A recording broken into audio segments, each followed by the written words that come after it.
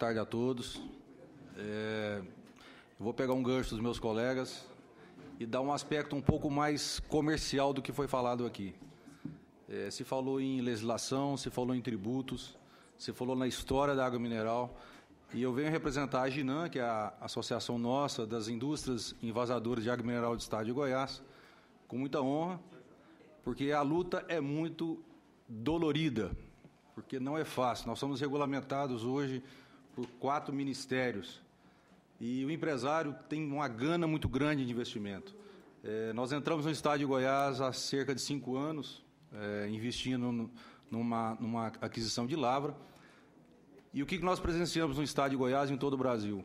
Uma dificuldade muito grande por não ter um sistema simples do empresário seguir um plano estratégico de crescimento. Se todos aqui nessa sala se empenharem em simplificar o modelo econômico, o modelo que faz a legislação e regulação do setor de água mineral, tratando como alimento e dando fôlego ao empresariado, eu tenho certeza que o crescimento será fantástico nos próximos anos. Eu não tenho dúvida, todos os empresários que eu conheço, que a gente conversa, o Lância conhece a maioria dos empresários do Brasil, a gente tem uma gana muito grande de investir, a geração de emprego é muito fácil no mercado de água mineral. Só que nós estamos perdidos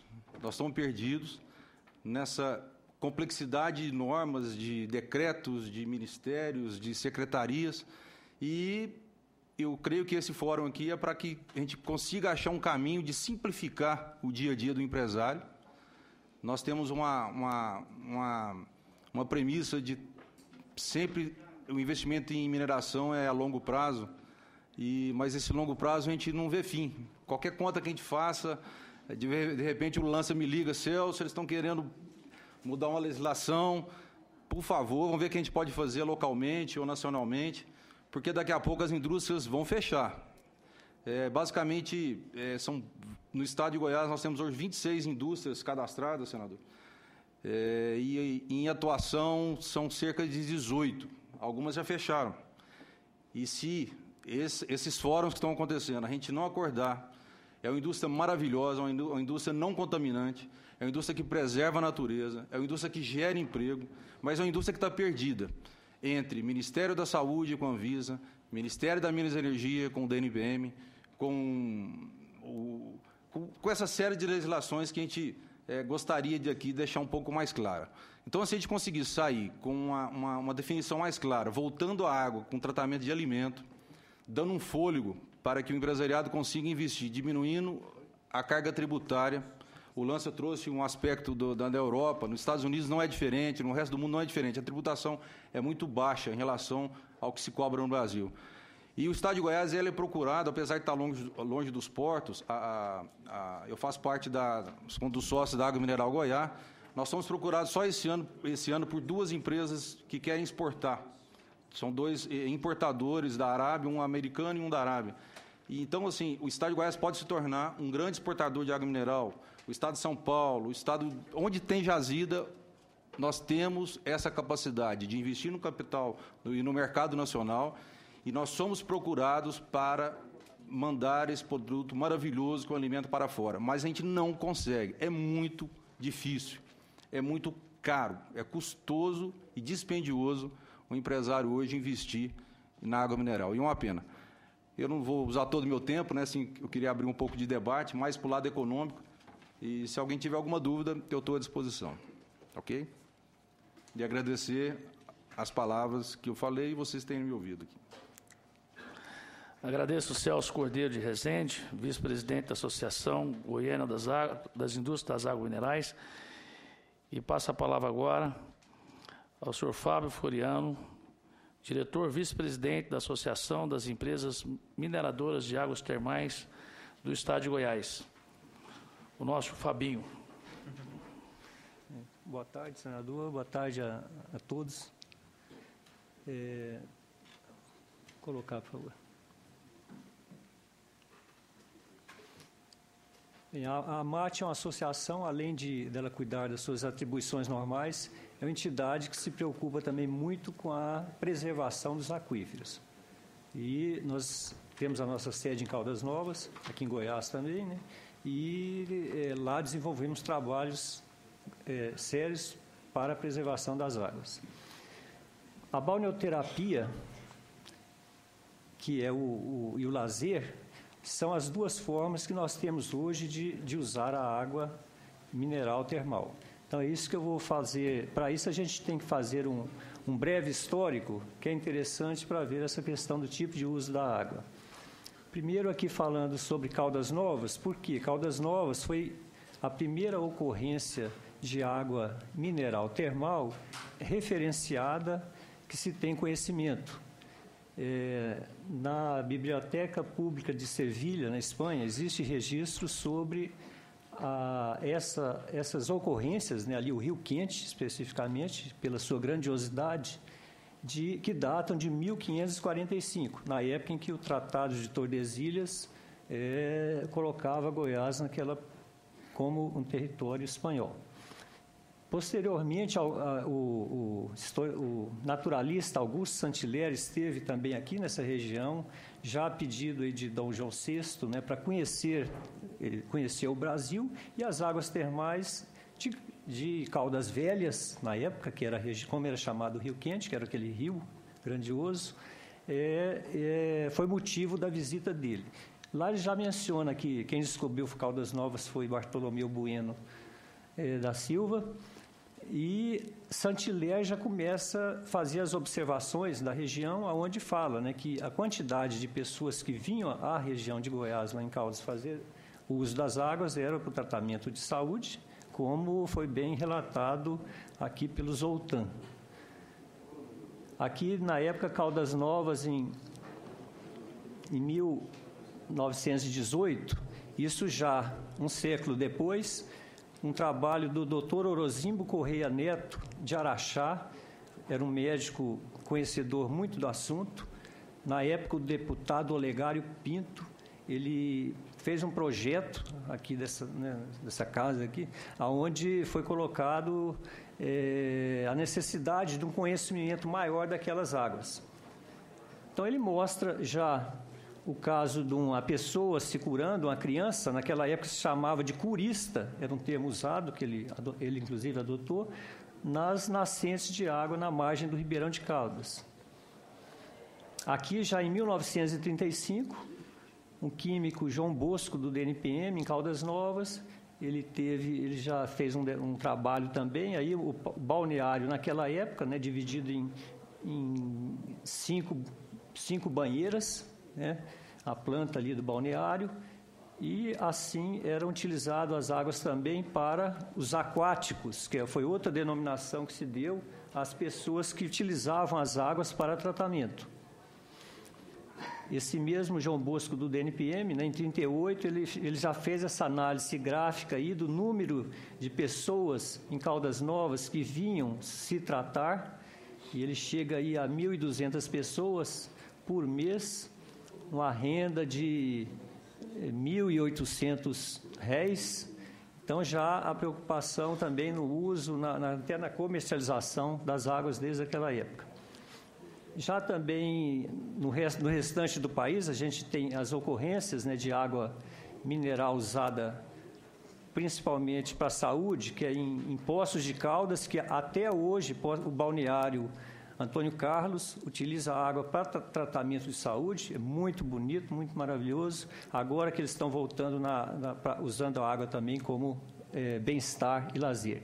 Caxambu, Minas Gerais, já foi um balneário que foi reformado agora recentemente, porque existe a portaria do Ministério da Saúde, a 971, que determinou que as águas termais elas fazem parte das práticas integrativas complementares para tratamento de saúde. Seriam métodos preventivos antes da doença chegar, porque isso aí leva a economia até para o Sistema Único de Saúde.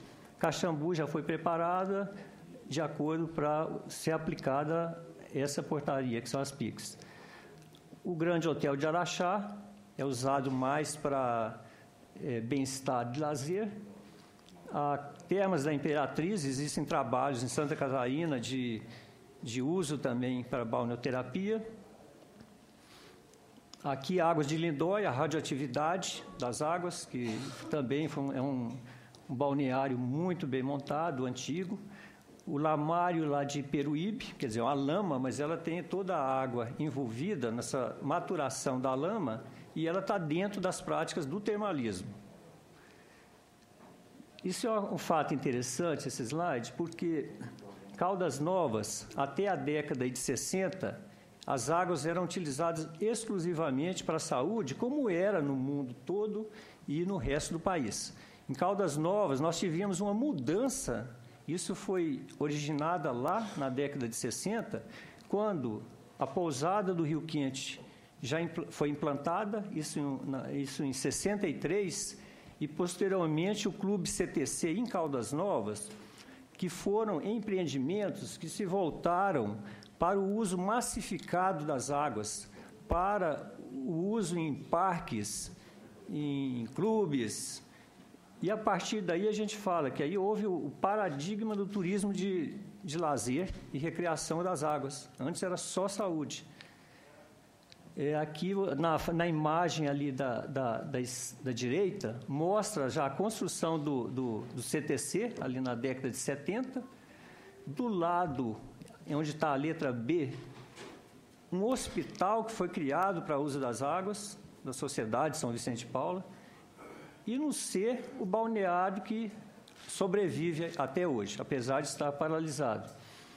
Mas é um fato fundamental nessa mudança, né, do uso. Aqui, Caldas Novas, né, hoje, né, é uma cidade que verticalizou muito, mas ainda possui muito espaço de expansão. O crescimento dela, a partir da década de 80, com essa mudança na tradição do uso da água só para a saúde, para o turismo de lazer e bem-estar, ou recreativo, ela teve um aumento muito grande na população, chegando hoje a 81 mil habitantes. Aqui um dado do Convention Bureau mostrando a evolução do número de visitantes até em 2015, 4 milhões de visitantes na região. O número de leitos na cidade, um total de 141 mil leitos. Me parece que são poucas cidades grandes, né, no Brasil as capitais têm esse número de leitos. Então, o uso hoje, então, de Caldas Novas está dentro dos grandes parques e hotéis, e como ali o de Roma, da deputada Magda aqui, evidentemente. Mas a volta do turismo de saúde existe também na região. Existe a Termas da Saúde, um empreendimento que já utiliza a água para tratamento também, junto com as práticas convencionais, dentro dessa visão de tratamento sem medicação. Lá no Rio Quente, também, né, temos aqui o número de visitantes, em torno de 1.700.000 visitantes em 2015, e uma previsão de até 3 milhões até 2020. Talvez até seja meio pessimista essa visão sua, viu, Maria? O número de pessoas empregadas, né, 9.500 empregos diretos e indiretos, lá no Grupo Rio Quente, e uma previsão de investimentos de 819 milhões de reais, né, na região. Como eu disse, né, a AMAT, para manter tudo isso, ela preocupa-se com a qualidade e manutenção dos níveis do aquífero para que ele não se esgote. Então, hoje, a associação próprio minerador investiu do próprio bolso em pesquisas. Nós estamos numa fase de já aplicar a modelagem do aquífero para garantir a perenidade desse bem. Isso é importantíssimo, como o Lância comentou ali. No resto do país, nós temos um potencial enorme na bacia do Paraná, no aquífero Guarani, né, a formação Botucatu, né, um termo geológico correto, que são os arenídeos, e os estados de São Paulo, Rio Grande do Sul, Gramado, por exemplo, está tendo um crescimento muito grande na perfuração e no uso das águas termais para a hotelaria, né? Uma mudança, uma região interessante ali. No Paraná, Foz do Iguaçu e outros locais, Santa Catarina, Mato Grosso do Sul de Goiás, é onde se encontra o aquífero Guarani. Aqui um poço, para vocês terem ideia, esse poço está jorrando 400 mil litros por hora a 50 graus de temperatura. Então, são volumes grandes, às vezes águas que não serviriam para consumo devido à salinização, seriam muito bem empregadas para empreendimentos turísticos. Um exemplo aqui é Olímpia. Hoje, Olímpia começou com um poço desse, hoje com 6 mil leitos construídos, 12 mil leitos em construção, e um número de visitantes no balneário que existe lá, em torno de 800 mil pessoas no ano, num único empreendimento. E, além disso, existe Piratininga, Presidente Prudente e outras cidades, né, com água mineral. Além do Nordeste todo, que eu não citei aqui, né, como Mossoró e outros. Esse dado é do DNPM. Infelizmente, no registro do DNPM, eles não classificam corretamente a questão do uso da água. Tem do banco de dados dele, o uso da água você define como balneoterapia, engarrafamento, que seriam os principais. E apesar de existirem outros usos industriais também, que eu não entendo. Mas o fato é que esses dados podem ter algumas pequenas distorções. Mas mostra claramente ali Goiás, né, com 211 processos de água. Envolve desde o requerimento de pesquisa até a concessão de lavra.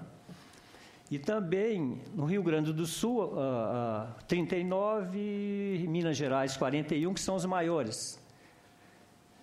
E o restante do Brasil, todos existem também com concessões e processos minerais. Aqui eu era comparativamente, na questão do engarrafamento, quase 3 mil processos, concentrando basicamente em São Paulo, Rio de Janeiro, Minas, Paraná, Rio Grande do Sul, os maiores, né? Depois vem Goiás e o restante. E aqui o total do cadastro do DNPM, 4.500 processos de águas minerais em geral. Em relação ao marco regulatório da mineração, uma reivindicação que nós já apresentamos na discussão inicial do marco nós propusemos a emenda 21, que é da deputada Magda Mofato, que está aqui presente, que é mineradora também, porque o problema que nós temos é exatamente o que foi falado aqui, essa confusão, é água, não é? Agora ainda tem a água de balneário, e nós estamos no Código de Mineração, e no Código de Águas, junto com o engarrafamento. Isso nos dificulta a questão tributária, fiscal e técnica, em diversos aspectos. Como mesmo foi falado pelo Zoltan, a questão da canalização aérea. Caldas Novas, nós temos mais de 50 quilômetros de rede de água subterrânea. E de água subterrânea.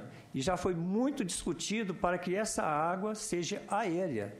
Não tem condição, né? Vira e mexe, esbarra num técnico questionando isso.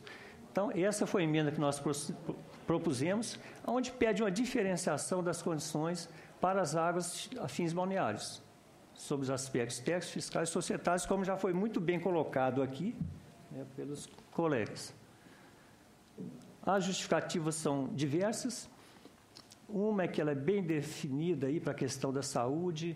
A outra é a questão do sistema S, o SESI, por exemplo, terminando, ele tentou implantar um empreendimento em Caldas, mas como a legislação exige que eles tenham lucro, tenham que criar uma empresa com registro na junta comercial, a Federação das Indústrias vetou o projeto deles e a ordem era que fechasse a empresa de mineração. Então, nós tivemos, havia uma previsão de investimento de mais de 30 milhões e até hoje estamos parados discutindo. Isso aí entra em choque com a questão do engarrafamento. Então, por isso a justificativa da emenda que a deputada propôs, né, junto com a nossa ajuda também. Muito obrigado.